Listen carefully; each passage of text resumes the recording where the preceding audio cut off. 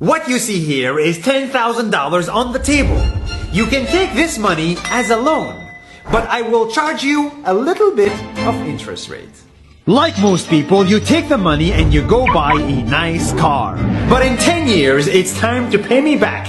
And because of interest rates, now you owe me $20,000 and not 10. You will say, I don't have money to give you. And if you don't, I take your car and a piece of your house.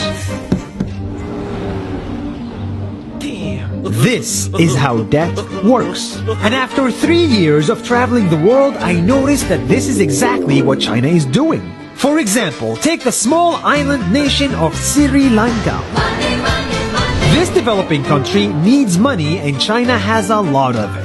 So Sri Lanka took billions of dollars in Chinese loans. It was easy money just there to be taken. And with that, they built skyscrapers, highways, airports, and shipping ports. The country grew and prospered. But few years later, this easy money came with interest rates, and Sri Lanka was so much in debt that it couldn't pay back China its money. And the only way out was to give China control of what they had built.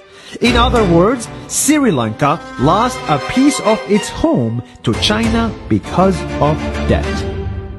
This is the Chinese money trap. And it's a real thing I saw all over the world. In Papua New Guinea, I saw $2 billion in loans given by the Chinese to build skyscrapers, infrastructures, and ports.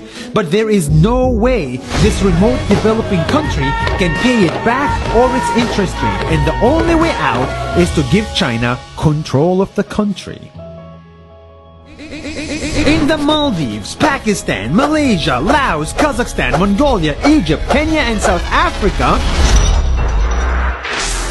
the same thing is happening, and many countries are struggling to pay back Chinese loans. If you look closely, all these infrastructure projects like highways, ports, and bridges connect to China through the sea or through the land to form something far bigger, far more powerful than just a bridge.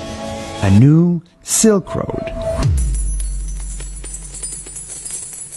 The world is already made by China, and I think slowly it will be owned by China.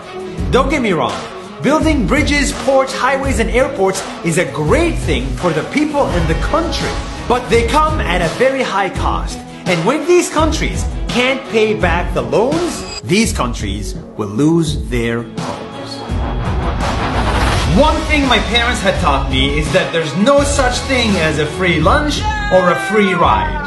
So if we're not careful with our money or other people's money, then we better start learning Chinese. 下周见。